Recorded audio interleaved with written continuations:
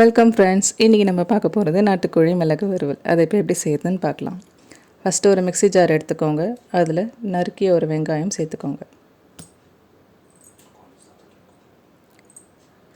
அது கூடவே மிளகு ஒரு ஸ்பூன், ஜீரகம் ஒரு ஸ்பூன்,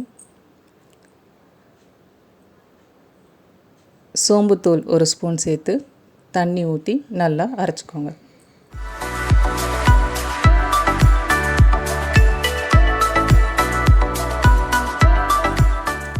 இப்போது கடாயில் எண்ணெய் ஊற்றி ஹீட் பண்ணிக்கோங்க.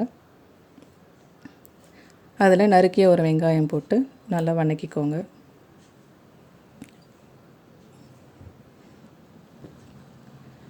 அது கூடவே ஒரு தக்காளி சேர்த்து நல்லா வதக்கிக்கோங்க.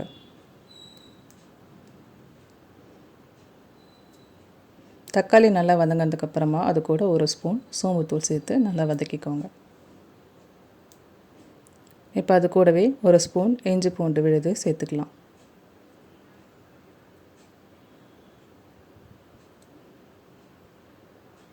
இது நல்லா வதங்கிடுச்சு. இப்போது நான் 1 கிலோ சிக்கன் எடுத்திருக்கேன். அதை மஞ்சத்தூள் உப்பு போட்டு நல்லா கழுவி எடுத்திருக்கேன்.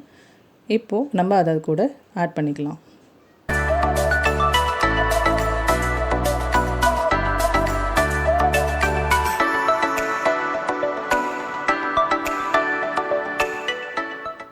சிக்கன் சேர்த்துட்டு நல்லா ஒரு வாட்டி மிக்ஸ் பண்ணிவிடுங்க.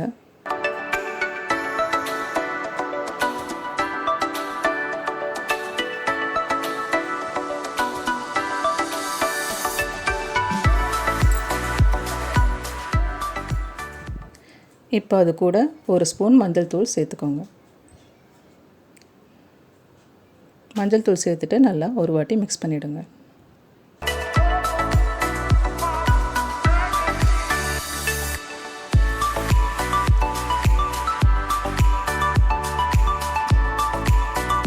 மஞ்சள் தூள் நல்லா மிக்ஸ் ஆனதுக்கப்புறமா சிக்கன் வேகிற அளவுக்கு தேவையான அளவு தண்ணி இதில் நம்ம சேர்த்துக்கலாம்.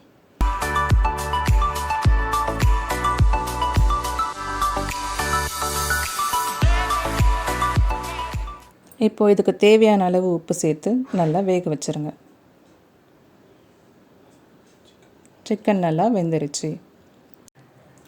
இப்போது நம்ம அரைச்சி வச்ச அந்த மிக்ஸிங்கை இது கூட சேர்த்து ஒரு 5 நிமிஷம் வேக வைக்க போகிறோம்.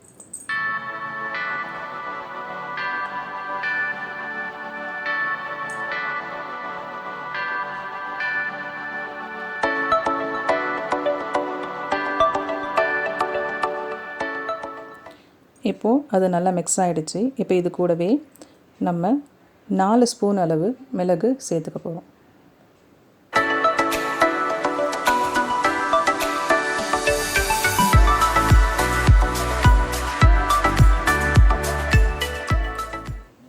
மிளகு சேர்த்துட்டு நல்லா ஒரு வாட்டி மிக்ஸ் பண்ணிவிடுங்க.